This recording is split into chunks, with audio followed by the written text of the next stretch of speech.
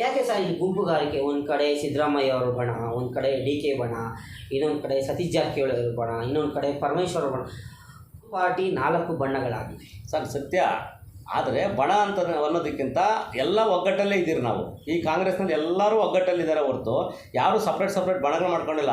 ಯಾಕಂತಂದರೆ ಈಗ ನನ್ನ ಫೇವರು ಡಿ ಕೆ ಸಾಹೇಬ್ರು ಇರ್ಬೋದು, ಇನ್ನೊಬ್ರ ಫೇವರು ಸಿದ್ದರಾಮಯ್ಯ ಸಾಹೇಬ್ರ ಫೇವರ್ ಇರ್ಬೋದು. ಅಂದರೆ ಎಲ್ಲರೂ ಒಂದೇ ಪಾರ್ಟಿನೇ, ನಾವು ಎಲ್ಲ ಕಾಂಗ್ರೆಸ್ನವರೇ.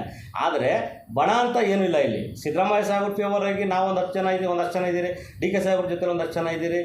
ಸತೀಶ್ ಜಾರಕಿಹೊಳಿ ಸಾಹೇಬ್ರ ಜೊತೆ 10 ಜನ ಇದ್ದೀರಿ. ಪರಮೇಶ್ವರ ಸಾಹೇಬ್ರ ಜೊತೆ 10 ಜನ ಇದ್ದೀರಿ. ಎಲ್ಲರೂ ಸೇರಿನೇ ನಾವು ಕಾಂಗ್ರೆಸ್ ಸರ್ಕಾರ ನಡೆಸ್ತಾ ಇರೋದು.